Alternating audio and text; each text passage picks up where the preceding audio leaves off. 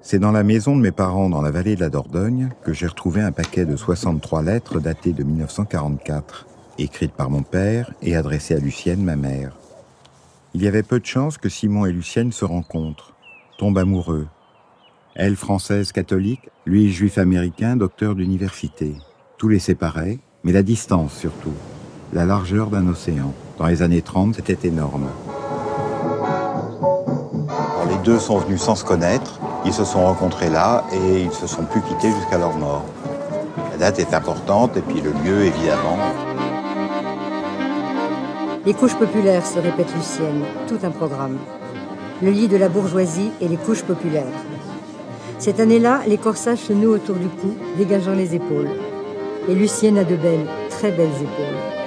On agite à faire à cheval dans les airs pour dire que l'on y croit, que la jeunesse porte bonheur et que le vieux monde va basculer. Lucienne se sent chez elle parmi ces gens. Elle a enfin trouvé une famille, sa famille.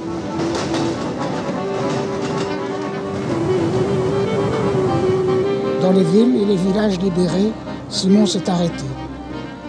Du haut-parleur est sortie une musique de jazz. Une voix a donné des informations. Des informations qui, au début, n'étaient pas bonnes. Et puis bonnes. Et puis très bonnes.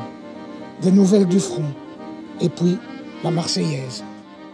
Ma grande clarté aimée, il y a exactement 13 ans aujourd'hui, je me suis embarquée à New York pour aller en France pour la première fois.